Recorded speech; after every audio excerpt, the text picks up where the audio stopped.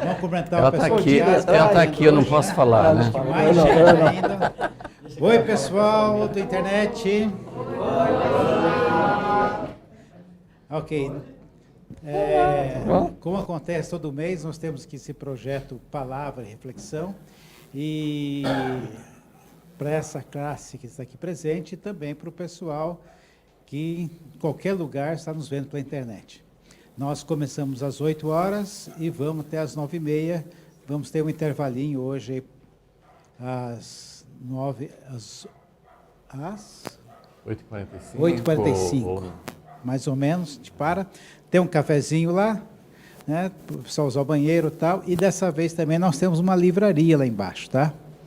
Então, com livros que são referentes aos assuntos aqui. Talvez o Cristóvão cite uns ou outros aqui, e vai estar à disposição lá também, tá? Isso posto, e sem mais delongas, né? Vamos começar nossa aula de hoje. Cristóvão, nosso amigo já há várias décadas, né? Anda conosco, e acho que o detalhe importante para dizer hoje aqui é que ele é o representante nacional, né, perante o TJC2 internacional, né? Ele explica melhor o que é o TJC2, né? Então, para nós, é motivo de alegria, satisfação, uma bela oportunidade temos ele ministrando conosco hoje. Fique à vontade, Cristóvão. Você pode pular, dançar, orar.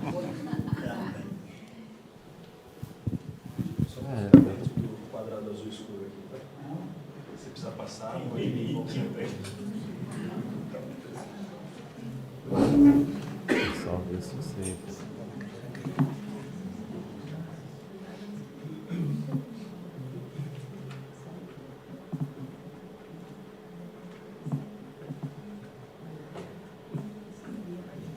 Boa noite. Muito bom estar com vocês. Prazer muito grande poder falar sobre esse assunto, sobre os assuntos do Reino de Deus. Deixa eu só achar um espacinho aqui para...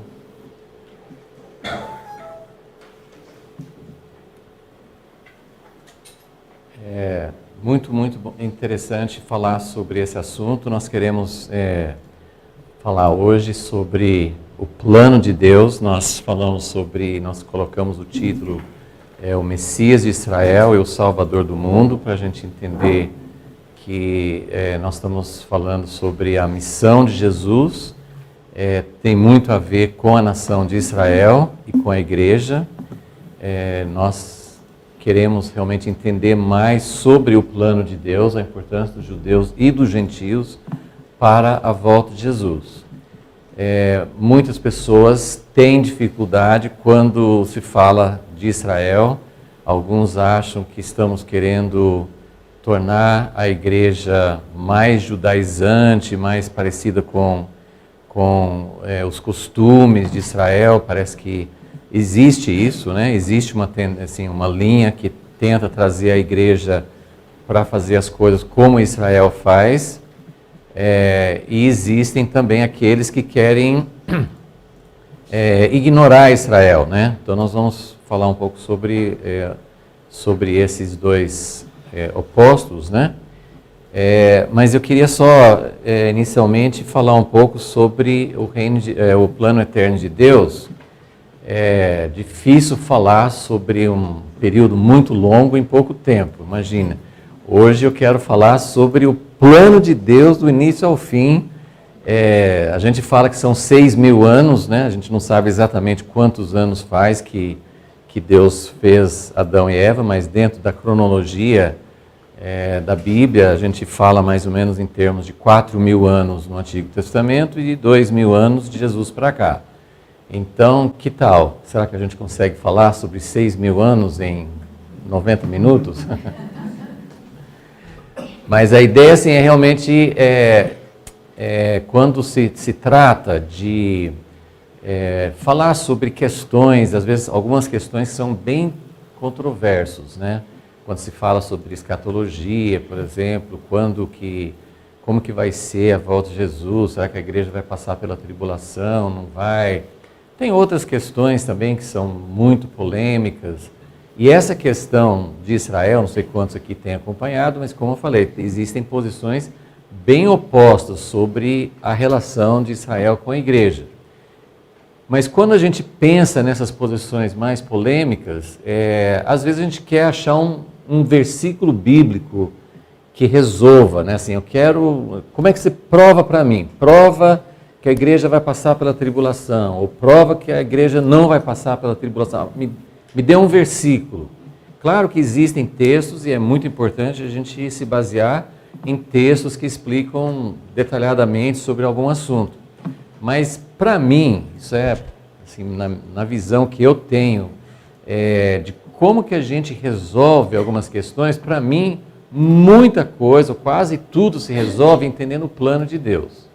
Se algo não faz parte do plano de Deus, então eu não posso aceitar por causa de um texto isolado, porque o texto isolado pode ser interpretado de várias formas. Então, eu posso usar o mesmo texto para tentar falar uma coisa, ou outro texto para falar o contrário. Tem aquela coisa de predestinação, de livre-arbítrio e tal. Assim, você pode usar textos isolados e achar uma base para posições diferentes. Mas a ideia seria, eu preciso entender o plano de Deus, eu preciso entender a natureza de Deus. Claro que nós não temos condições de entender tudo que está na mente de Deus sobre os seus planos, mas a Bíblia foi escrita, Deus nos deu a Bíblia para a gente entender o plano dele e para a gente entender um pouco sobre quem ele é, ok? Então, minha ênfase principal hoje é entender um pouquinho sobre o plano de Deus. Antes eu só vou... Esse aqui é um diagrama bem simples, um gráfico bem simples. Depois nós vamos entrar em um que é um pouquinho mais detalhado. Mas basicamente isso aqui é o assunto da Bíblia. Começa com criação e termina com consumação. Eu estou chamando de consumação porque aquilo que tem um começo precisa ter um final. E nós precisamos entender como é que funciona esse final. Se eu passar muito rápido nesses slides, esses PowerPoints, esses slides vão tá aqui no computador. Então, se alguém trouxer um pendrive, alguma coisa aqui, vocês podem copiar depois, se você não conseguir copiar tudo agora, só para não ficar preocupado com isso. Então, a história da Bíblia, quando você pensa assim, Deus tem um grande plano, e começa lá na eternidade e termina na eternidade. Tem muitas coisas que a Bíblia não fala. A Bíblia fala muito pouco sobre o que aconteceu antes da criação. Claro que a história começou antes da criação. Depois a Bíblia vai até fazer referência a coisas que começaram antes da criação. Mas Gênesis 1 não começa com Lúcifer ou Satanás e a queda dele, como é que começou essa história de ter um adversário de Deus. A Bíblia não, e nem depois não tem um texto bíblico que fala claramente. Então, agora nós vamos explicar como é que foi essa história. Não, a gente tem umas passagens proféticas um pouco ambíguas, porque falam de um rei de Babilônia ou de Tiro, referindo a Satanás. Então não tem uma explicação muito clara sobre o que aconteceu antes da criação. E também temos muito pouca informação sobre o que vai acontecer depois da consumação. Consumação é dessa história, mas não é consumação da nossa existência ou do plano de Deus. Vai continuar, mas nós não temos muita informação sobre isso. Então, esse aqui é o diagrama básico da Bíblia. O que a Bíblia começa falando em Gênesis 1, criação. O que a Bíblia fala em Apocalipse 21 e 22, consumação. Então, a Bíblia vai tratar basicamente disso. E essa história, que começou com a criação, logo em seguida, quando eu falo assim, não necessariamente em tempo, mas não sei quanto tempo transcorreu entre a criação e o pecado. Mas na história bíblica, em Gênesis 3, já fala da queda, e a partir daí, então, a história da Bíblia, a partir de Gênesis 3, vai falar sobre o plano de Deus para resgatar o que o homem fez para estragar o plano de Deus, né? Que é o plano de redenção. Agora, eu queria, antes também, sim, isso aqui nós vamos entender essa pergunta melhor no final dos nossos 3 períodos aqui. Mas eu queria começar com isso para a gente entender um pouquinho assim, por que a gente estudar Israel. Por que Israel é importante? Como isso tem sido um assunto muito vivo para nós, até assim, eu tenho já ouvido algumas pessoas falando assim, puxa, agora vocês só falam sobre Israel, né? Não quer falar sobre outro assunto, né? E nós temos que tomar cuidado, o assunto de Deus não é só Israel. Mas vocês vão ter que concordar comigo que o assunto da Bíblia é Israel, né? Porque o Velho Testamento a maior parte da Bíblia, é só Israel, a partir de Gênesis 12, né? Começa a história de Abraão, a história de Israel, e todo o Antigo Testamento é a história de Israel. E todo o Novo Testamento, com Jesus o Messias, é dentro do contexto de Israel também. Todos os autores, com exceção talvez de Lucas, mas todos os autores do Novo Testamento eram judeus.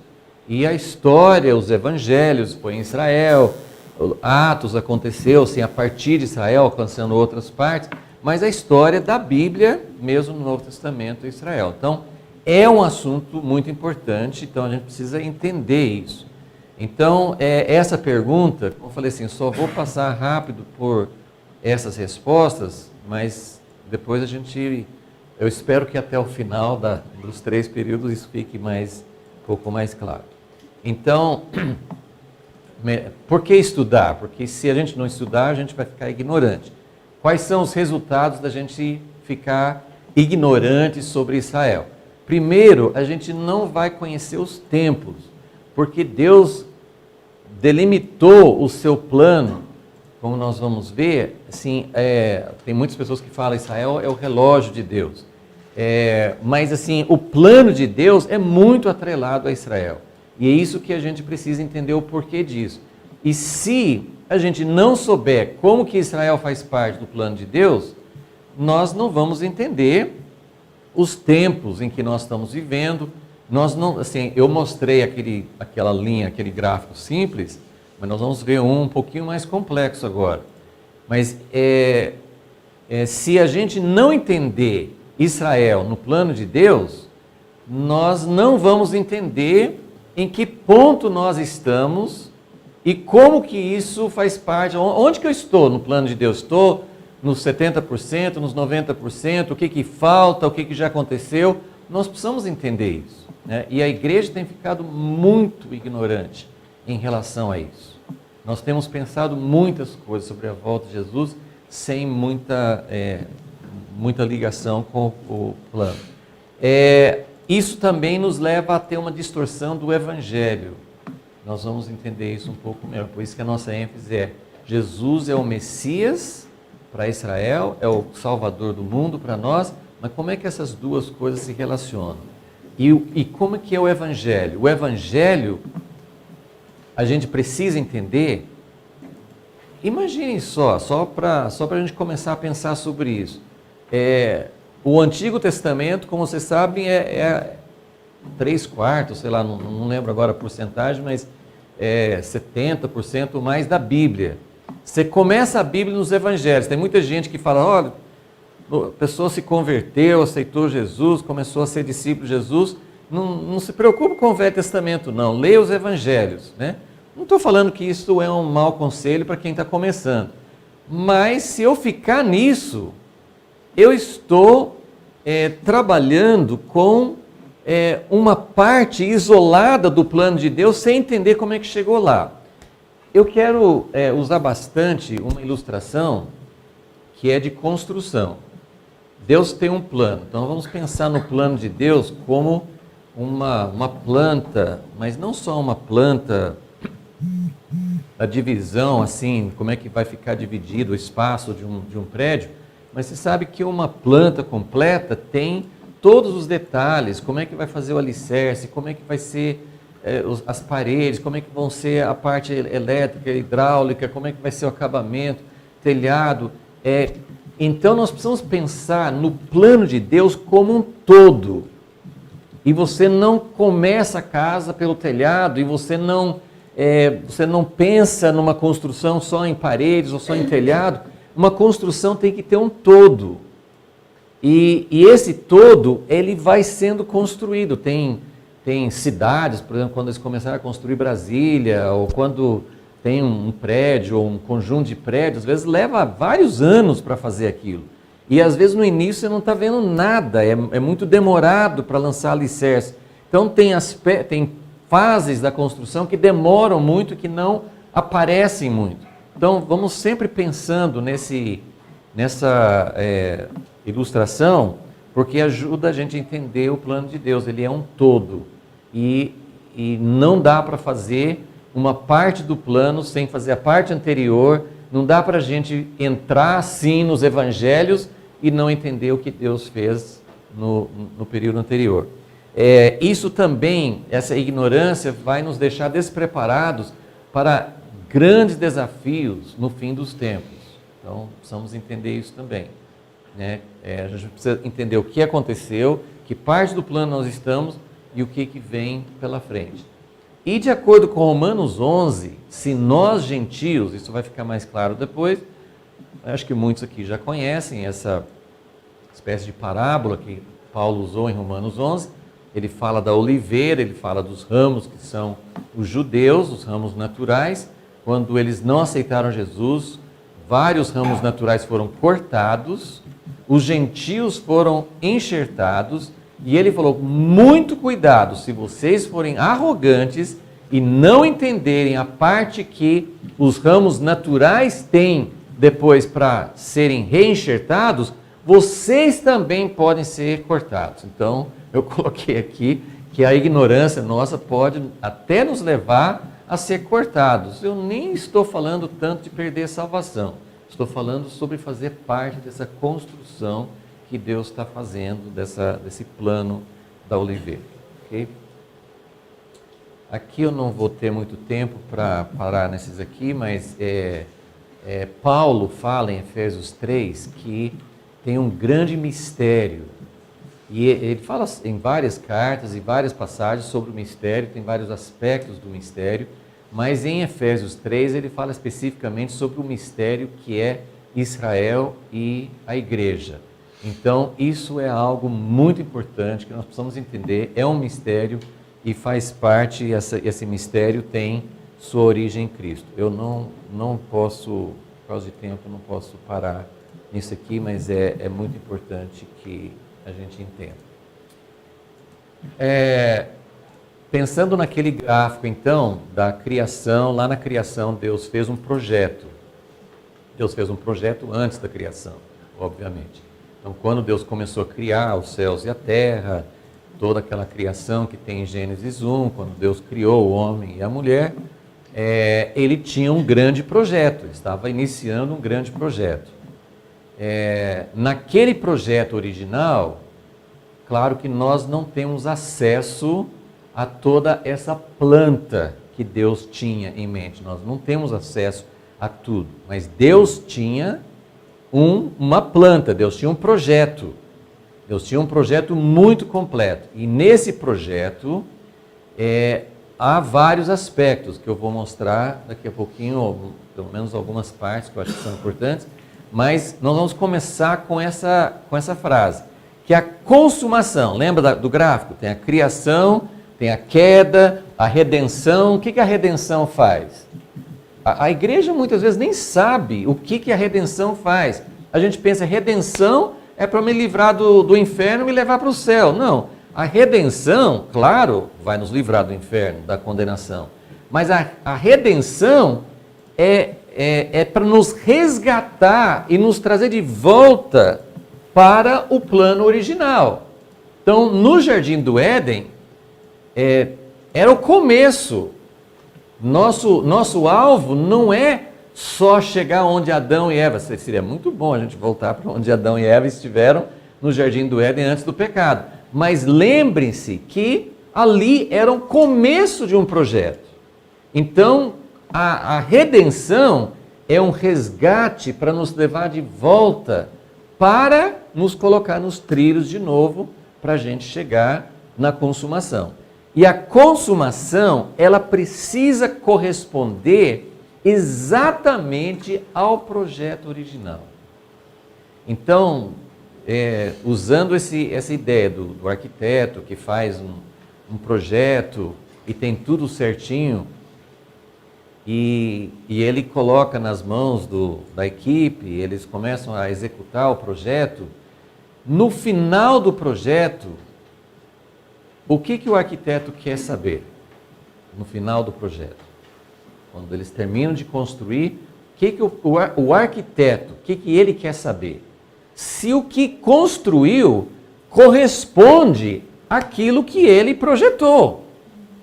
Agora, se no meio do caminho os engenheiros ou os construtores falam assim, eu acho que esse aqui, do jeito que o cara projetou, não ficou muito legal. Essa divisão aqui, nós vamos fazer uma parede diferente, nós não vamos colocar vigas aqui, nós vamos usar outros materiais. Se as pessoas mudam o projeto, o que o arquiteto vai fazer? Ele vai recusar, ele não vai aceitar. E em muitos casos, há necessidade de demolição para poder voltar. Assim, isso aqui não tem como quebrar o galho, aqui não tem como fazer uma gambiarra, aqui tem que quebrar porque está fora do projeto. E é por isso que tem muitas coisas na história do plano de Deus que Deus tem que demolir para poder voltar ao projeto como Ele quer. Porque a consumação, guardem isso é muito importante, é muito óbvio, mas é muito importante. A consumação precisa corresponder ao projeto original, tem que bater. Então, se nós quisermos saber para onde Deus está andando, para onde Deus quer nos levar, nós precisamos ter uma ideia do que Deus tinha em mente. Então, eu coloquei esse diagrama aqui para a gente ter uma ideia daquilo que Deus projetou na criação. E depois, assim, ao longo das nossas conversas, nós precisamos sempre lembrar disso aqui. O círculo maior representa a Terra. O círculo menor, isso aqui é uma constante durante toda a história, tem um círculo maior e tem um círculo menor. O círculo maior é a Terra toda. Deus fez um projeto para a Terra toda, mas na criação, Ele começou com uma pequena parte, que não é proporcional como esse círculo aí. Esse círculo aí até parece meio grande em relação ao círculo maior, não, mas assim, para ser proporcional, o círculo menor teria que ser bem menor, porque assim, Éden era um pedacinho, né? Era um pedacinho. Então Deus sempre começa com uma pequena base. Deus não faz as coisas por atacado. Deus não fala assim, então, né, hoje assim, quando as pessoas querem fazer um projeto grande, eles já começam com tudo simultaneamente. Nós vamos pôr um monte de gente trabalhando e nós vamos fazer algo e nós vamos abranger tudo. Não, Deus começa pequeno. Sempre os começos de Deus são pequenos. Mas o alvo de Deus é grande. Então, no centro tem Éden, tem a família, esse lugar especial. Era para ser uma conexão entre o céu e a terra. E eu coloquei em volta 4 coisas que nós podemos encontrar, né, na criação, que são, eu vou começar lá em cima, a imagem de Deus. Deus criou, isso é o que está, a primeira coisa que fala, né, quando Deus criou o homem e a mulher, né, Ele falou assim, que criou na sua imagem. Então isso é um ponto muito forte dado desde o início. A imagem de Deus. Depois Ele falou sobre multiplicar e encher a terra. Então isso também era algo assim, bem claro. Então a imagem de Deus, eles expressavam Deus, eles refletiam quem Deus era e eles deveriam encher a terra com a imagem de Deus, né? Eles deveriam cuidar da criação, eles tinham que guardar e cultivar o jardim.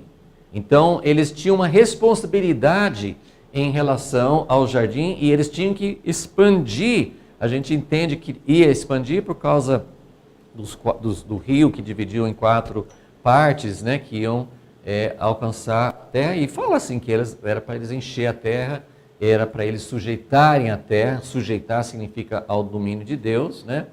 Agora, esse último ponto à esquerda não era muito explícito. Isso, nós vamos ver isso, assim, nós não vamos ter tempo de ir muito detalhe por detalhe, mas existem aspectos do plano de Deus que não são muito explícitos, ou seja, Deus não fala logo de cara, eu quero que vocês façam uma morada para mim. Isso não está em Gênesis 1, 2, né? Isso está implícito de várias maneiras, nós entendemos isso. Lá na frente vai ficar mais claro. Usando a ilustração outra vez da construção, do projeto, quando tem um projeto, quem é o engenheiro, quem que vai desenvolver o projeto, ele tem que ter uma noção do projeto todo. Mas quem está começando a fazer os alicerces não precisa ficar preocupado com o telhado. Ele tem que focar no alicerce. Então, você vai ver, durante a história da Bíblia, muitas épocas não falava sobre outros aspectos do plano de Deus. Falava sobre aquilo que era importante naquele momento, né? Então, mas era para ser, isso a gente vai deduzindo, fica implícito, mas é muito claro que Deus queria que o Éden, que a humanidade formasse um lugar para a sua habitação. Então, eu não vou poder falar muito tempo sobre cada um, isso aqui é só para mostrar como na queda eles perderam tudo isso aí, né? Eles perderam a imagem de Deus, não vou entrar na questão, hoje o homem caído não tem nada da imagem de Deus? Tem, mas a imagem de Deus como Deus queria, nós perdemos, eles foram expulsos do Éden, eles encheram a terra sim, mas não da imagem de Deus. Em Gênesis 6, eles já tinham enchido a terra com maldade. Em vez de cuidar do Éden, o Éden sumiu. E até hoje nós sabemos que o homem explora, destrói a criação em vez de cuidar dela, né? E o céu e a terra ficaram separados, né? Deus não tinha mais lugar para habitar. Então isso é só para... E eu vou pular aqui um pouquinho, tem essas outras etapas, talvez a gente volte, mas eu quero focar nisso aqui, que é o cerne do que nós queremos falar hoje, que é o plano de Deus na Bíblia. Esse aqui você pode ver que é o mesmo diagrama daquele primeiro, só que bem mais detalhado, tá? Então, começa com a criação, depois tem a queda. Agora, esse plano de redenção, né? Porque no primeiro gráfico estava criação, queda, redenção, que é a história de quase toda a Bíblia, até chegar na consumação. Mas aqui nós temos já agora mais detalhado, assim, como que é o plano de redenção. E é isso que a gente quer mostrar para vocês entenderem. Nós precisamos dessa base para entender. Amanhã nós vamos falar especificamente sobre o Messias, quem é Jesus, qual que era a expectativa e o que nós podemos entender sobre a menção de Jesus. Mas Deus demorou, quero fazer uma pergunta, talvez você nunca pensou nessa pergunta, mas se você pensou, agora sim, é uma pergunta que não tem uma resposta muito simples, mas se você entender esse plano aqui, pelo menos alguma ideia você vai ter. A pergunta é a seguinte: quando Adão e Eva pecaram, e aí em Gênesis 3 mesmo, você sabe que a primeira promessa de redenção já veio em Gênesis 3, não foi? Então, assim, e é interessante que a promessa da redenção não foi dirigida nem ao homem e nem à mulher, foi dirigida a quem? Deus estava falando com quem quando ele deu a promessa da redenção? Ele estava falando com a serpente, não estava falando nem com o homem e nem com a mulher, mas estava falando aos ouvidos deles. E lógico que tinha a ver com o homem e a mulher, mas ele falou com a serpente, falou assim: olha, você é maldito, Deus não amaldiçoou o homem e não amaldiçoou a mulher. Sabia disso? Ele não amaldiçoou, ele amaldiçoou a serpente e amaldiçoou a terra. Ok? Mas ele falou com a serpente que haveria uma grande guerra entre a descendência da serpente e a descendência da mulher. E ele já deu o veredito final. O descendente da mulher vai ganhar. Você vai conseguir pegar o calcanhar, mas o descendente da mulher vai pisar na sua cabeça. Então, quando Deus falou isso, ele já deu a promessa a descendente da mulher. O descendente da mulher nós já sabemos quem é. Agora, a pergunta que eu quero fazer para vocês é a seguinte: isso aconteceu pelo menos 4.000 anos antes de Jesus nascer. E a minha pergunta é, por que Deus esperou 4.000 anos? Se ele já tinha a solução, ele já falou qual seria a solução, por que Deus, que é bom, vai deixar o homem sofrendo por 4.000 anos antes de Jesus vir? E aí vem uma segunda pergunta, porque o sofrimento não acabou ainda, né? Então por que Jesus não voltou ainda? Né? Porque se ele voltar, vai acabar todo esse sofrimento. Então não tem uma resposta muito simples para isso. Mas essa pergunta gera uma reflexão que precisa fazer a gente entender que quando Jesus veio ali, que você está vendo na primeira vinda, quando Jesus veio, ele demorou 4.000 anos depois do pecado. 4.000 anos. Depois de Abraão, ele demorou 2.000 anos. Abraão já era o início da nação que ia trazer o Messias. Mas mesmo assim levou 2.000 anos. Ele achou Davi. Mesmo depois de Davi foi mais 1.000 anos. Por que tanta demora? Deus, para o Senhor, 1.000 anos é como um dia, mas para nós não é.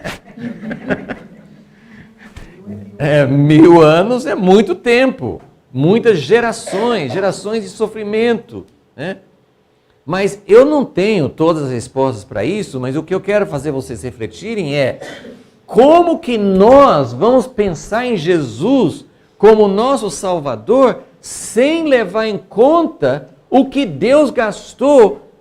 Vamos pensar de Abraão, só de Abraão para frente. O que Deus gastou 2.000 anos para preparar o caminho, porque em Gálatas fala que Jesus veio na plenitude dos tempos, ou seja, exatamente quando as coisas estavam maduras, quando estavam prontas. Aí que Jesus veio, ou seja, ele não atrasou, ele veio quando estava na hora. E como que nós queremos entender o Evangelho sem entender o que foi necessário para preparar todo aquele caminho? Então, deu para entender a natureza da pergunta? Assim, a gente não entende os pormenores e muito tempo, a gente não sabe por que tudo assim, né? A pergunta que, não sei quantos conhecem a Patrola de Deus, eu gosto muito, assim, eu nunca esqueci da pergunta que o autor, né, esse livro não foi escrito como livro em inglês, né? Eu gosto de pensar assim, que esse livro, A Patrola de Deus, foi traduzido, mas esse livro não existe em inglês, porque foi traduzido de fitas, de palestras, né? E eu levei para o autor, né? E, aliás, alguém já tinha colocado nas mãos dele, né? Mas assim, é um livro que está em português e não tem em inglês, mas o livro é dele. Mas ele faz uma pergunta que ele fala assim: por que Deus levou 40 anos para preparar Moisés? Por quê? Por que gastou 40 anos? Moisés tinha um chamado. Ele tinha um chamado. Ele queria, realmente, ele entendeu o chamado dele. É para tirar o povo do Egito. Ele queria tirar o povo do Egito. Mas aí ele foi para o deserto, teve que fugir, ir para o deserto, ficou lá 40 anos. Por que Deus demorou 40 anos? Porque ele não conseguiu fazer em 39. Muito simples, né? Agora, por que ele não conseguiu fazer em 39? É por causa da dureza do nosso coração. Então, aí você vai entender, assim, esse processo de Deus preparar as coisas, em grande parte, ele tem algo que ele precisa fazer, mas o que ele vai fazer, o que ele precisa fazer em nós, leva bastante tempo. Então, nós precisamos entender toda essa preparação. Então, a gente vai sempre voltando, espero que vocês consigam mais ou menos gravar, né, esse diagrama, ou rabiscar na folha, assim, mas a ideia é que naquele diagrama original, desde a queda até a consumação, que é o plano de redenção, é dividido nessas partes. De Abraão até Jesus, o tempo do Antigo Testamento, né, essa história de Abraão até Jesus que ocupa o Antigo Testamento, que começa em Gênesis 12 e vai até o fim do Velho Testamento. Então, todo aquele período lá é esse plano que nós precisamos entender um pouquinho, né? Eu vou só falar sobre alguns aspectos rapidinho, mas depois vem Jesus, que é a consumação, que é o cumprimento da promessa lá em Gênesis 3, ele é o descendente de Abraão, ele é o profeta que Moisés falou, que teria que ter um profeta que eles iam realmente poder ouvir, ele é o descendente de Davi, sempre estava apontando para Jesus, mas aí Jesus veio na primeira vinda. Alguém sabe o que pode ser JG que está ali? Ah, vocês são espertos, né? Então, na primeira vinda, né, tem um período ali que tem judeus e gentios juntos, mas durou muito pouco tempo. Aí tem esse período agora, então você tem um período de 2000 anos que Deus estava trabalhando com Israel, depois você tem um período de 2000 anos aproximadamente que Deus está trabalhando com os gentios, que é até chamado na Bíblia de tempo dos gentios, mas tem um JG no início e tem um JG no fim. Então é isso que a gente precisa entender para que Jesus possa vir e ter a segunda vinda, né?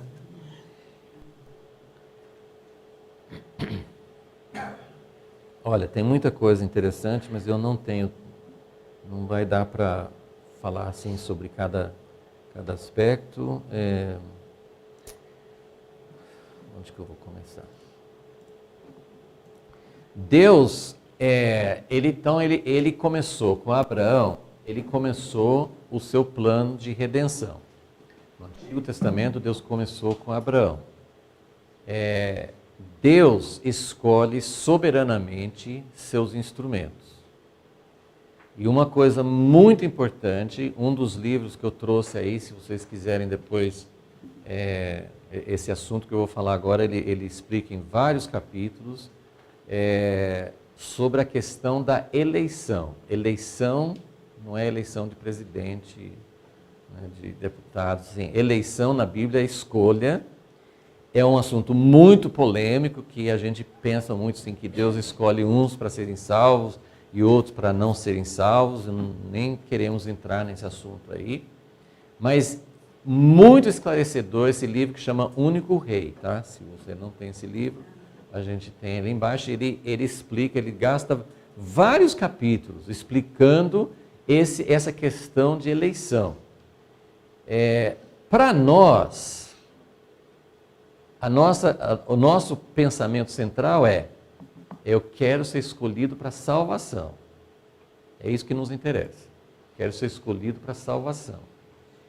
Deus está interessado em toda a humanidade. Ele ama você, mas Ele não ama só você. O plano de redenção, Deus não executa sozinho, Ele resgatando todo mundo diretamente. Tudo vem dele, toda a obra vem dele. Mas ele desenvolve esse projeto, ele fez todo o projeto da construção. Mas quem vai executar a construção somos nós. Ele trabalha em conjunto com o homem, em parceria com o homem. Ele escolhe instrumentos. E os instrumentos que ele escolhe são chamados eleitos. Os eleitos no plano de Deus não são eleitos para ir para o céu. Primeiro, porque a gente não vai para o céu. O plano de Deus é aqui na terra. Se você quiser ir para o céu e Deus está vindo para a terra, vai ter algum desencontro aí, né? Tem um jeito de você ir para o céu. Tem um jeito de você ir para o céu. É só morrer. Se você morrer com Jesus, você vai para o céu. Mas a eternidade é aqui na terra. Então, o projeto de Deus é alcançar a humanidade e desenvolver o seu plano original, que é redimir a terra, que é manifestar sua glória, que é habitar aqui, aquilo que eu mostrei ali no Jardim do Éden. Esse é o projeto de Deus. E os eleitos de Deus, Abraão, um eleito de Deus, ele é eleito, claro que ele vai ser salvo. Mas esse não é, quando você lê a Bíblia, você não tem resposta. Espera aí, o rei Saul foi salvo ou não foi salvo? Salomão foi salvo ou não foi salvo? Não tem essa resposta na Bíblia. Você pode especular, eu também posso especular. Mas a Bíblia não fica falando sobre quem vai para o céu e quem não vai. Ananias e Safira, eu não sei se eles foram para o inferno, que a Bíblia não fala isso. Eles morreram, foram julgados por Deus. Mas a Bíblia não fica falando quem vai para o céu e quem não vai para o céu. Fala sobre, né? Tem textos no Novo Testamento que falam, se você crê, você tem vida eterna e tal. Mas o eleito de Deus é eleito para ser um instrumento dele para executar o plano. E o plano não é só para os eleitos. Os eleitos são usados por Deus para alcançar os não eleitos. Deu para entender? Não estou falando que todo mundo vai ser salvo. Mas eu estou dizendo que o eleito, a eleição no propósito de Deus, é um instrumento de Deus para executar o plano dele. E o plano de Deus é redenção. Quem não faz parte do plano de Deus, por A mais B mais C, é outra coisa. Mas o plano de Deus é redimir, é resgatar. Ok? Deu para entender? Então Deus escolhe soberanamente, porque Ele quem sabe, Ele é o construtor, Ele tem o projeto, Ele sabe, essa pessoa é adequada para essa função no meu plano. Mas Ele não está dizendo que só Ele é salvo. Ele está querendo dizer, esse homem, ou essa nação, ou esse povo é o meu instrumento para alcançar as nações. O que é que Deus falou com Abraão? Sai da tua terra, da tua parentela, vai para a terra que eu te mostrar, e ali eu vou fazer de você um grande povo, vou dar um nome para vocês, eu vou abençoar vocês na terra, e a gente para ali. Mas a bênção de Deus, o chamado de Deus para Abraão, isso aí é só meios. É como alguém falar assim, eu vou te dar equipamentos, eu vou te dar uma equipe para você trabalhar nesse projeto, eu vou te dar dinheiro, mas o dinheiro não é para mim, a equipe não é para mim, tudo é para construir o projeto de Deus. Qual foi o chamado de Deus para Abraão? Ser uma bênção, em ti serão abençoadas todas as famílias da terra. Ok? Então, Deus tem todo o direito de escolher quem Ele quer para o seu projeto, porque Ele quem sabe como é que o projeto vai ser executado, ok? Então, isso é muito importante para a gente entender em todas as épocas, não é só com Abraão. Então, eu não posso parar aqui, mas essas estratégias de Deus são, Deus escolhe um amigo, né? Abraão era chamado amigo de Deus, então, Deus não escolhe uma pessoa capacitada para fazer o projeto dele. Não, quem vai dar capacitação é Deus. Ele quer uma pessoa amiga, ele quer uma pessoa que se interessa.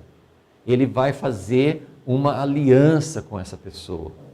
Ele vai desenvolver um relacionamento. Através desse relacionamento, ele vai desenvolvendo o seu projeto. Ele parte do pequeno, né? aquele círculo pequeno, ele sempre vai do pequeno para o geral. Então, começa no Éden para toda a terra, começa em Israel para todas as nações, começa na igreja para alcançar os confins da terra. Sempre é do pequeno, do particular para o universal. E os objetivos de Deus são esse alvo final que Deus tem. Só que usando o exemplo de Abraão, Abraão e Sara tinham um grande problema. Qual que era? Eles não tinham um filho. E até tinha relação com a promessa de Deus, que como é que eles iam ser o grande povo se eles não tivessem um filho. E sempre, né, o povo de Israel estava no Egito, eles tinham um grande problema. Qual era? Eles eram escravos. Como é que eles iam herdar a terra que Deus tinha dado para eles se não saísse da escravidão? Então Deus usa, e a gente pode falar assim, as pessoas, quando nós chegamos a Jesus, nós queremos ser salvos.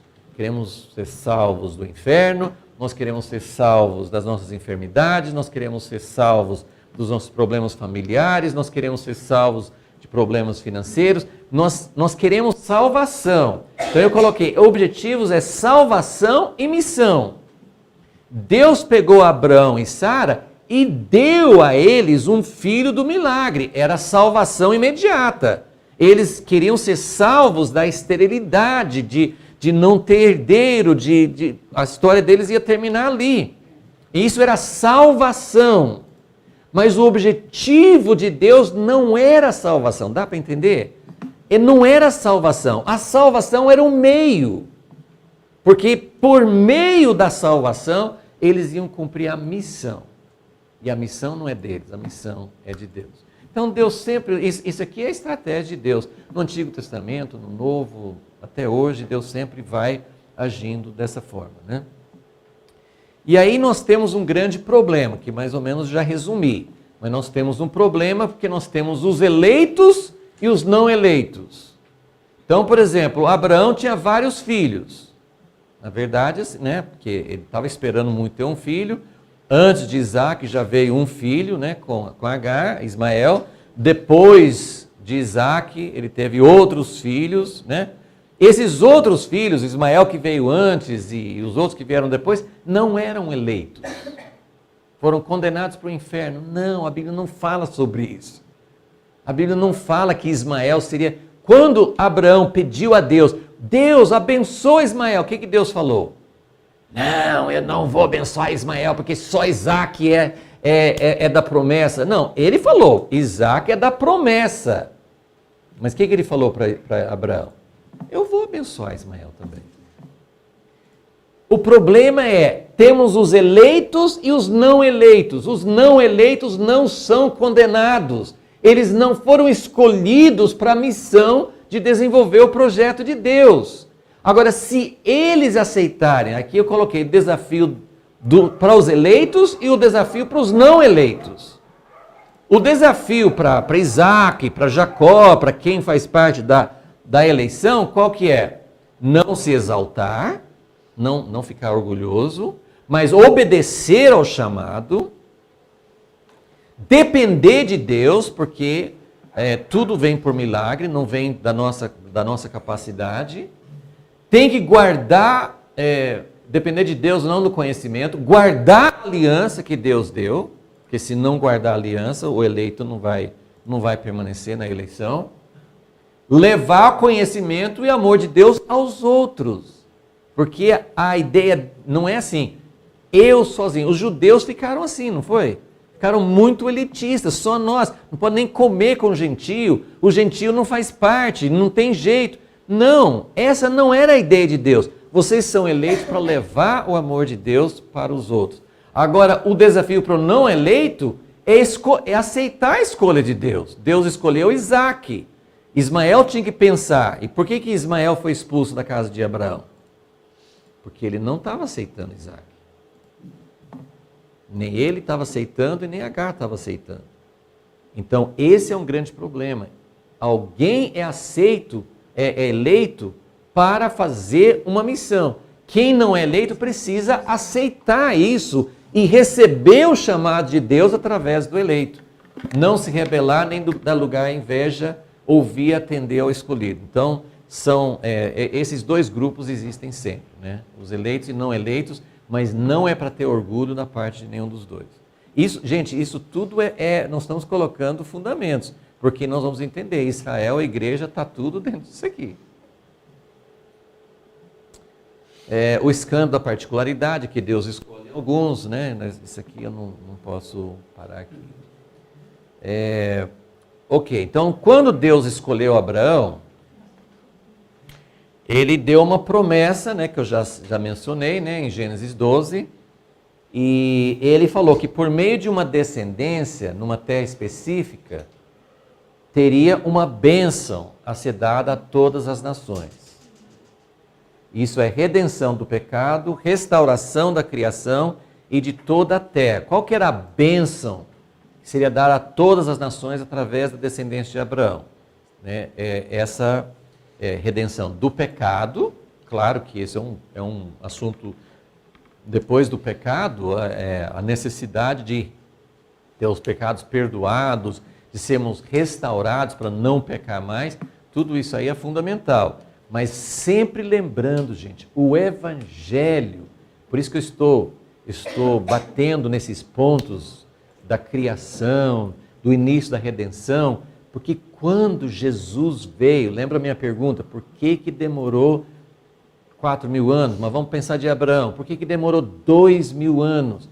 Porque Deus queria formar um povo, eles passaram por idolatria, passaram por infidelidade, foram para o cativeiro, Deus foi trabalhando, claro que quando Jesus veio eles não estavam santos, não eram pessoas perfeitas, mas quando Jesus veio, as pessoas a quem Jesus pregava, entre os quais Jesus andava, essas pessoas entendiam essa aliança, eles entendiam coisas que nós não entendemos, e nós temos isolado o Evangelho, nós usamos a história de Abraão, de Davi, etc., como coisas devocionais, mas nós não entendemos esse plano de Deus, que quando Jesus veio, ele falou do Evangelho, do reino, o povo naquela época sabia o que era reino, nós é que não sabemos.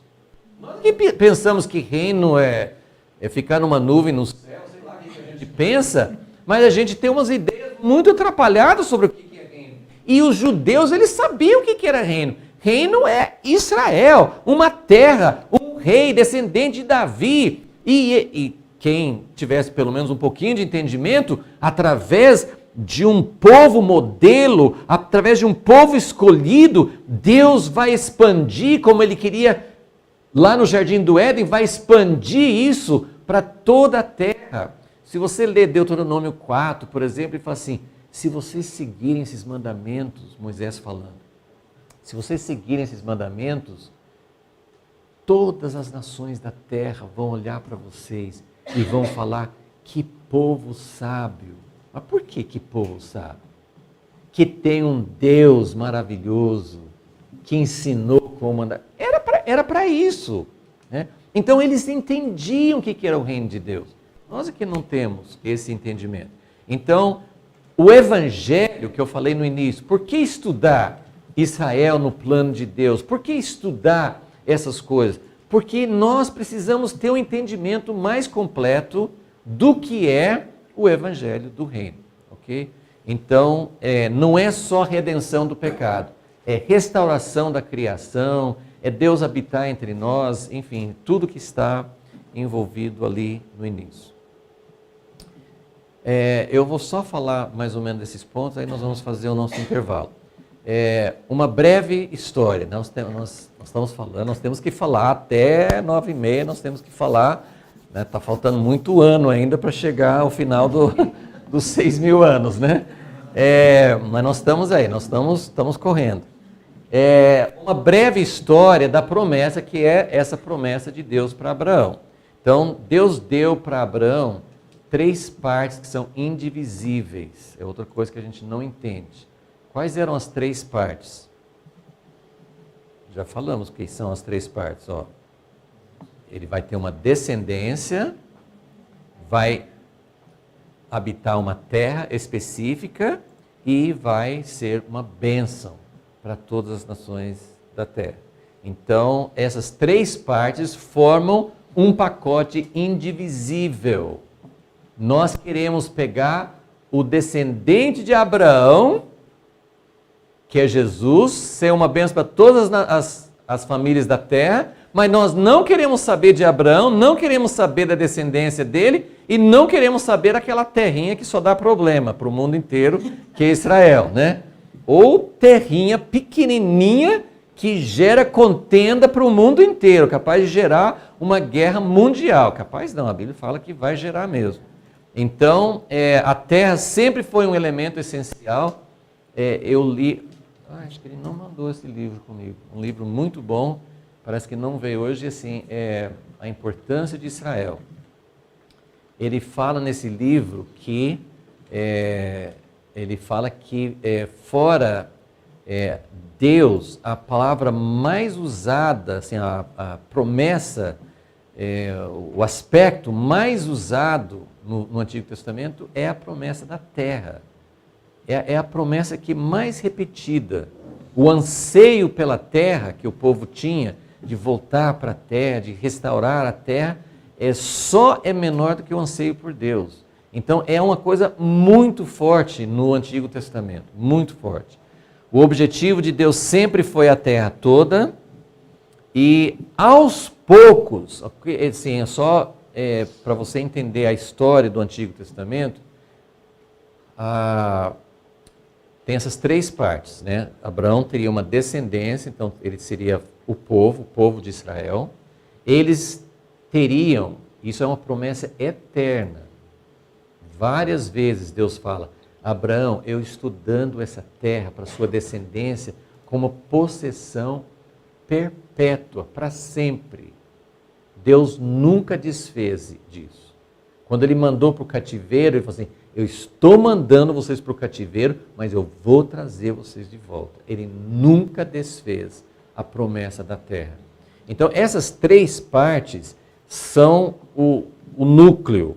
Mas a partir da história de Abraão, Deus vai abrindo, esse número 4, e aos poucos, a estratégia para implementar a promessa, como eu falei da construção.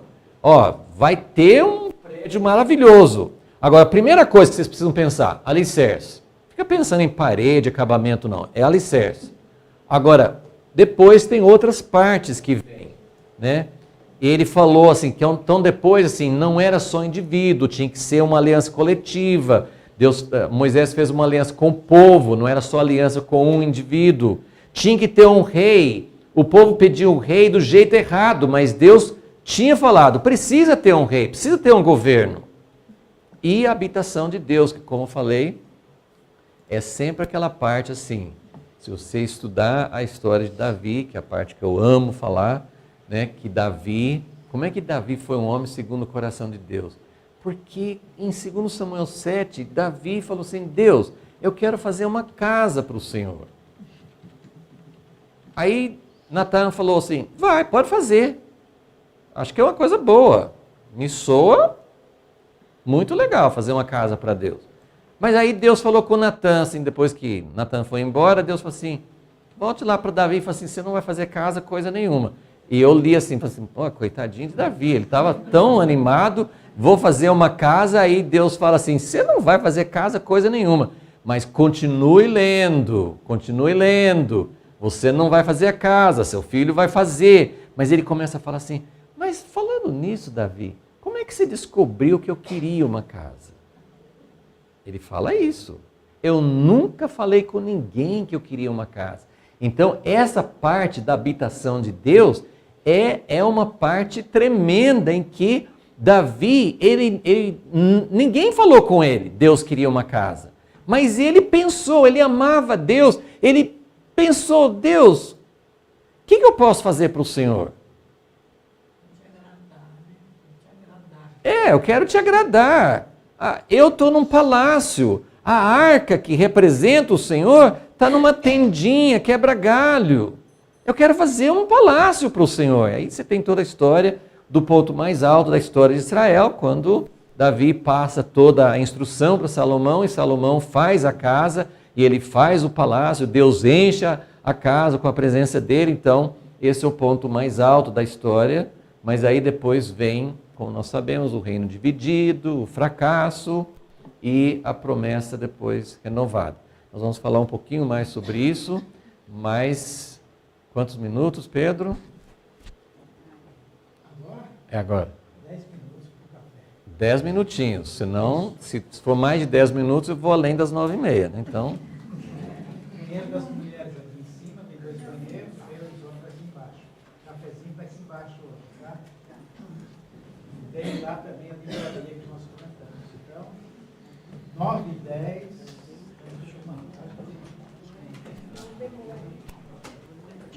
Vamos lá me ajudar com os livros?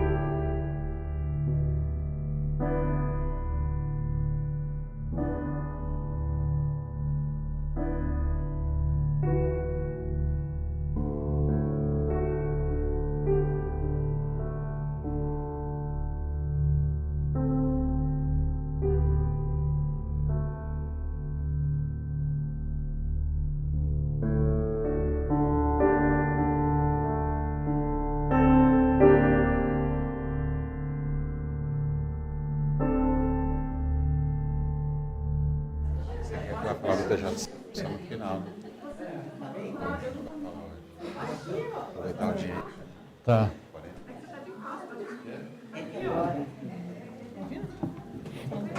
Não, você que decide. Tá. Ok, vamos continuar nossa breve história. Então, aqui é só um resumo, né, daquilo que acontece no Antigo Testamento. Deus começa com essa base das 3 partes da promessa a Abraão. E uma coisa que, acho que não está aqui nesse slide, mas uma coisa assim, um princípio muito importante de Deus é que, porque nós sabemos que houve várias alianças. Deus fez uma aliança com Abraão, depois ele fez uma aliança com todo o povo através de Moisés, depois ele fez uma aliança com Davi, depois vem a nova aliança. E o importante nessa sequência de alianças é que Deus não desfaz.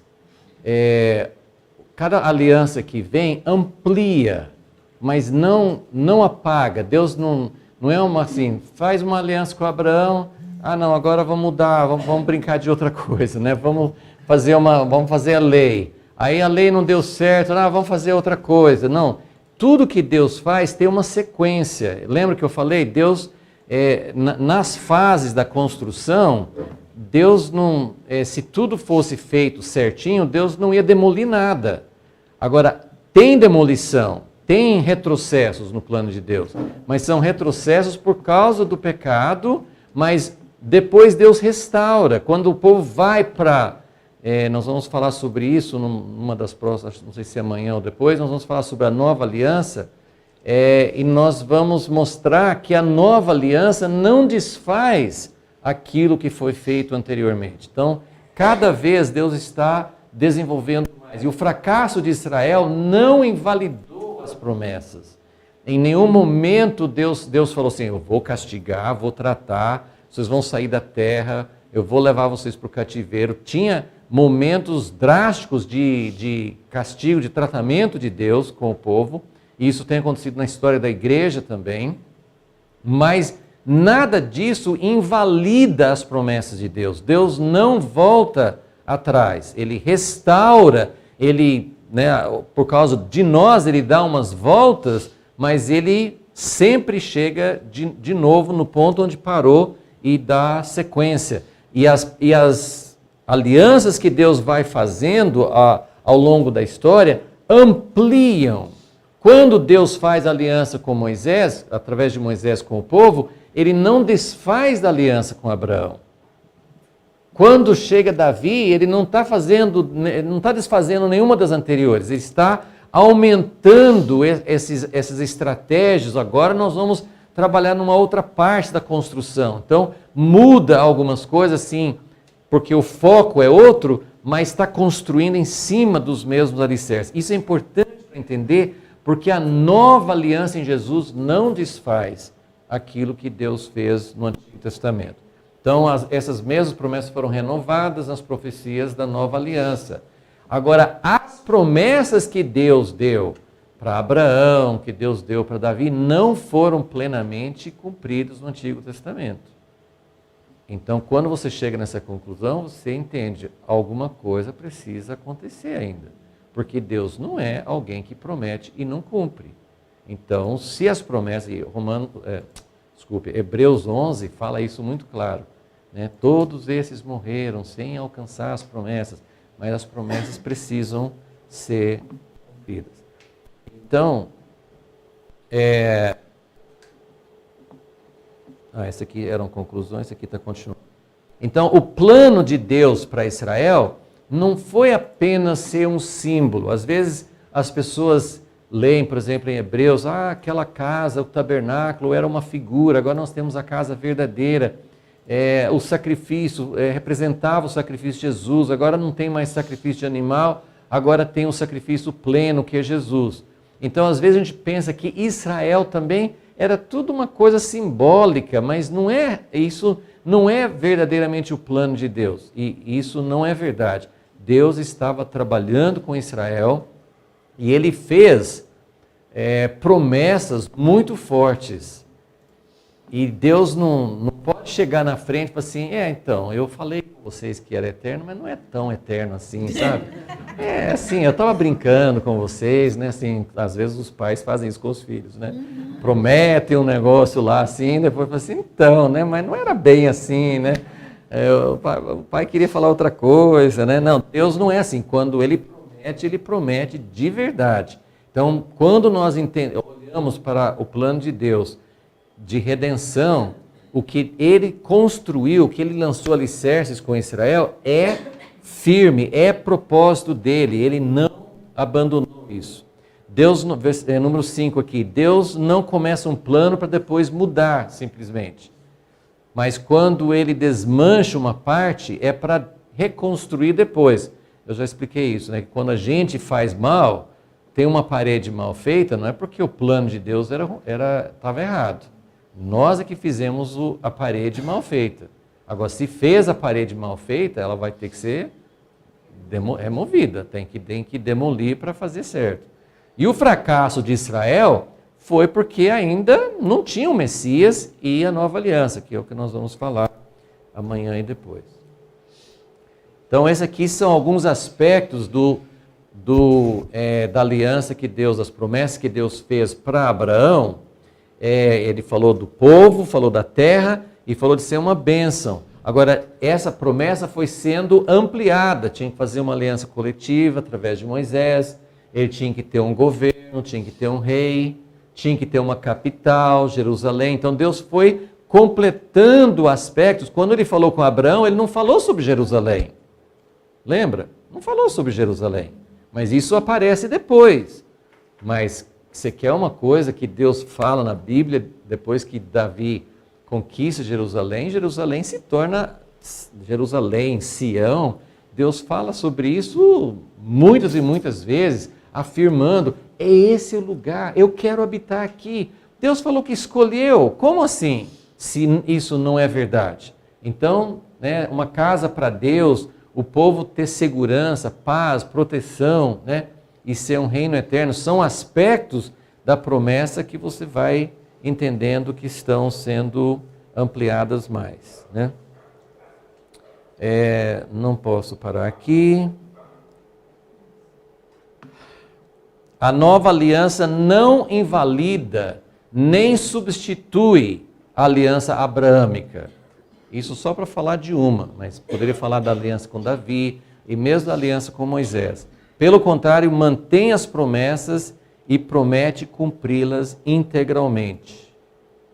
Isso que eu falei assim, cada aliança sucessiva, ela não desfaz da anterior. Se ela desfizesse, Deus não seria fiel. Ele tem que cumprir as promessas, isso faz parte da natureza dele. E o conteúdo moral, por exemplo, da aliança mosaica, esse é da natureza de Deus. Então, a nova aliança não tira isso. Todo mundo conhece, né? Agora nós não vivemos mais debaixo da lei, e sim da graça. Então a lei não vale mais, né? Então isso é um entendimento errado. Depois a gente vai, eu não sei se vai dar tempo, mas a ideia é a gente falar assim, mostrar Hebreus e as profecias de Jeremias não falam que Deus vai tirar a lei. Fala que Deus vai escrever a lei no nosso coração. Então o conteúdo da lei, a natureza de Deus, isso não muda. Eu não posso ficar voltando sempre, mas nós estamos trabalhando com aquele gráfico que mostra assim. Então, lembra, tem criação, queda, Abraão, aí começa esse período de Israel, não foi? E aí, o que termina esse período que era só Israel? A primeira vinda de Jesus, tá? Isso vai ser o nosso assunto amanhã, nós vamos falar sobre Jesus. Quem é Jesus? Ele é o Messias para o povo de Israel, mas ele é o Salvador, e como é que une as duas coisas? Mas Jesus, ele veio para cumprir as promessas.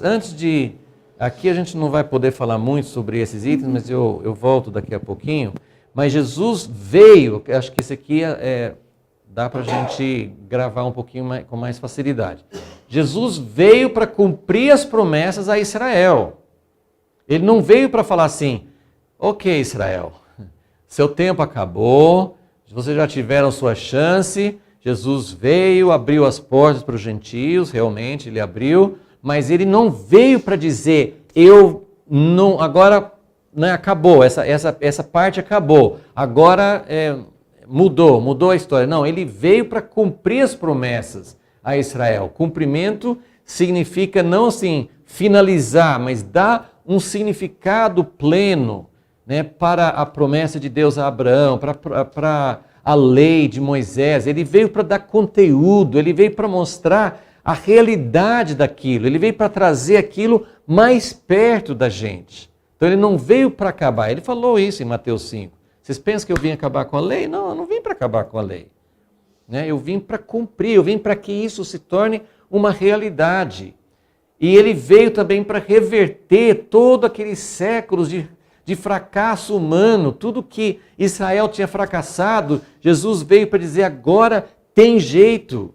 Moisés falou sobre isso, vocês não conseguem me ouvir, vocês não conseguem fazer o que eu trago de Deus para vocês, mas virá um profeta, vocês vão conseguir ouvir o que ele fala. Né?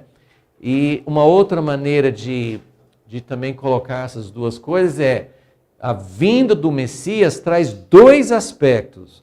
O cumprimento de todas as promessas de Deus a Israel, para poder dar continuidade. Agora, de fato, ele veio para inaugurar um novo tempo. Então, nós não podemos falar só de um ou só de outro. Né? Ele não veio só para a gente ficar dentro daquilo que foi dado, ele veio para abrir assim, realmente um novo tempo, mas esse novo tempo dá continuidade a tudo que Deus estava fazendo antes. Agora vem aquele período que nós vimos depois de Jesus, ok? Depois de Jesus, começa um período que é chamado o tempo dos gentios. Então, parece que é uma contradição, que eu acabei de falar. Jesus não veio para fechar o tempo de Israel e dizer agora não tem mais. Ele veio para cumprir, para dar continuidade. Ele escolheu 12 apóstolos. De onde ele pegou esses 12 apóstolos? De onde que eles vieram? Da nação de Israel, todos. Ele podia ter falado assim, eu vou dar uma chance para um ou dois, mas eu vou pegar gente. Não, e ele ainda mandou os discípulos, né, pregar só para as ovelhas perdidas de Israel.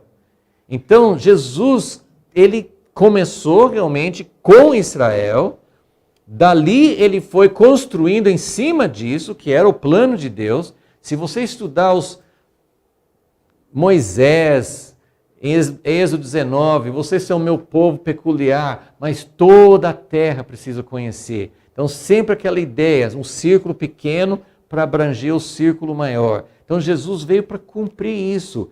Está aqui o círculo pequeno. Eu não estou abandonando o círculo pequeno. O círculo pequeno é Israel. Mas a partir desse círculo, nós já vamos começar. Ide, portanto, a todas as nações. Né? Então, ele abriu as portas para as nações, mas ele não descartou, ele não removeu Israel do plano dele. Então, mas por que então, quando a gente olha naquele gráfico, o JG só está no comecinho, lembra? Então, aí você tem todo esse período, e por isso que, como o nosso tempo aqui assim, é bem resumido, tanto aquele livro, O Único Rei, mas talvez até mais forte esse livro novo, Judeu, quando o judeu governar o mundo, ele vai explicando, tem vários livros que vão contar a história. O que aconteceu? O que deu errado? Se o plano de Deus era Jesus construir em cima da nação de Israel, a partir de Israel, ir alcançando as nações, e você vê o início acontecendo, Jesus com os 12 apóstolos, os 120 no cenáculo eram todos judeus, os 3.000 que se converteram no dia de Pentecostes eram todos judeus, os 5.000 que vieram depois, tudo era judeu. E aí começa Pedro para Cornélio, Paulo para os gentios, aí começa a alcançar os gentios. Mas o que aconteceu depois que os judeus sumiram? Os judeus sumiram. Então, esses livros que eu citei, acho que mais quando o judeu governar o mundo, ele vai explicando, ele vai dando várias... E tem histórias tem livros que vão explorar com mais profundidade. A história é muito triste, porque na história, os gentios que foram acolhidos, e aí que entra a história do TJC2, que nós estamos trabalhando, que é rumo ao segundo concílio. Se vamos para um segundo concílio é porque houve um primeiro, certo? Nós estamos indo rumo ao segundo, porque já teve o primeiro. Mas quando que foi o primeiro? Em Atos 15. E o que aconteceu em Atos 15? Os gentios que estavam sendo recebidos, né, com a pregação do Evangelho, principalmente com Paulo e Barnabé, depois com Paulo e os outros companheiros dele, esses gentios que estavam entrando, tinha judeu, e o Gálatas 2 vai explicar isso até com mais detalhes, que tinha judeus, não só judeus meio não tão convertidos, né? Porque pode ser que alguns judeus tinham se convertido a Jesus, mas estavam muito mais para o lado judaico e Moisés. Não, judeus que faziam parte da igreja, que eram líderes. Paulo fala muito forte em Gálatas 2, que tinha judeus que queriam fazer os gentios se sujeitarem a todas as normas dos judeus, e Paulo fala assim, não, eu resisti, Paulo se tornou um defensor, mas Paulo não podia fazer isso sozinho, tinha que ser senão ia ter a igreja de Paulo, a igreja como hoje, né? Tem várias linhas aí hoje, né? Algumas linhas, né, na igreja hoje, então já ia dividir. O que eles fizeram? Eles fizeram um concílio em Atos 15. Não é chamado concílio, mas a gente entende que era um concílio. E o que eles decidiram nesse concílio? Que eles não iam obrigar os gentios a fazer tudo que os judeus faziam. Gentios, nós amamos vocês podem aceitar Jesus, mas vocês não são obrigados a fazer tudo que nós fazemos, vocês são nossos irmãos, só tem umas coisas mínimas que nós queremos que vocês observem, alguns princípios morais, eles colocaram 4 princípios lá, mandaram cartas para todo mundo. Maravilha! Os gentios continuaram vindo para Jesus, porque agora não criaram um problema para eles virem a Jesus. Agora os gentios foram muito ingratos, porque eles, lógico, não no mesmo ano, né? Não logo em seguida, mas os gentios com alguns anos, mas não demorou muito tempo não, algumas décadas só, os gentios começaram a falar assim, vocês judeus, vocês têm que largar essa coisa de judeu que vocês têm, não tem mais, vocês não podem mais seguir essas coisas, vocês têm que abandonar a sua cultura, vocês têm que abandonar suas alianças, você tem que abandonar a sua posição como povo de Deus, vocês têm que abandonar tudo e vir e se tornar como se fosse um gentio. Sendo que os judeus, lógico, não todos, né? Mas os judeus, movidos por Deus, falaram, gentios, vocês não precisam ser como nós.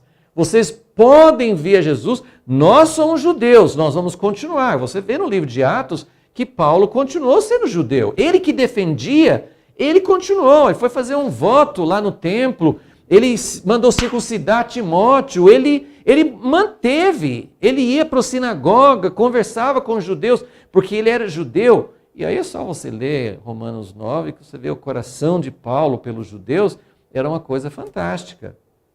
Então, os judeus continuavam judeus, e os gentios podiam continuar sendo gentios.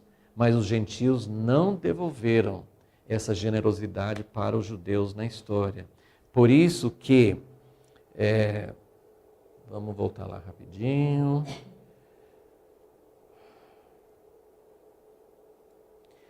Então, nós estamos aí. Judeus e gentios juntos foi só nos primeiros anos. A gente considera de verdade até o ano 70, porque no ano 70 Jesus foi morto, vamos dizer, perto do ano 30, e então mais ou menos 40 anos esse período que tem ali. Mais ou menos 40 anos. Não é que foi assim, um momento cortou total, Mas a partir da destruição de Jerusalém, não tinha mais a igreja em Jerusalém. E a igreja em Jerusalém era uma referência para a igreja. E aí, a partir dali, os apóstolos foram morrendo, né? E aí foi tendo menos e menos colunas judaicos na igreja, e foi enchendo mais e mais gentil. Então, aí entrou essa coisa da igreja gentílica. E estava previsto isso. Jesus falou do tempo dos gentios, mas Romanos 11 explica isso, né? Mas ele falou, em Romanos 11, como eu falei no início da aula, Paulo disse, olha, muito cuidado, se vocês gentios estão sendo enxertados, porque muitos judeus não aceitaram o Messias, vocês foram enxertados, vocês que eram de uma oliveira brava, vocês nem eram da oliveira, né, genuína, né, uma oliveira assim, verdadeira, vocês eram, né, de segunda classe, vamos dizer assim. Claro que para Deus não tem ninguém de segunda classe. Eu não gosto de usar essa palavra. Mas assim, eles não eram das alianças. Eles não eram inferiores. Lembra? Eleitos e não eleitos. Eleitos e não eleitos. Os eleitos foram usados por Deus para trazer os não eleitos. Então, ó, vocês não eleitos que entraram. Vocês acham que vocês agora podem ficar soberbos em relação aos eleitos que foram cortados? Não façam isso. Sabe quando pai e mãe saem de casa e falam assim com a criança, não pegue a faca na gaveta, né? Não façam isso, não põe isso aqui na tomada, não, sei lá, não ligue o chuveiro. Tudo que fala para não fazer, né, pode ter certeza que vai fazer. Então, tudo que Paulo falou com os gentios, não façam isso, foi isso que a igreja fez durante esse período da história. Tá? Então, só terminando, só queria mostrar.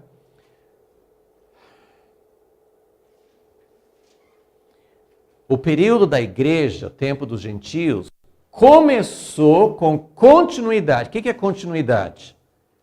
Dando sequência nas alianças, construindo em cima do alicerce.